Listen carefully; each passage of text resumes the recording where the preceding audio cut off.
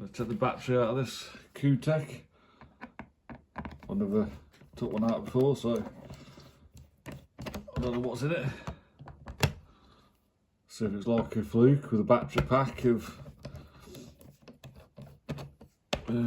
double A's. So no, not a battery pack, but just a lot of double A's. 1, 2, 3, 4, 8 and 400 milliamp fuse. And looks like a spare 400 milliamp fuse, yeah. So that's it. You can change your fuse in there, put a spare in there, 8 quality AA batteries. Easy to take in and out.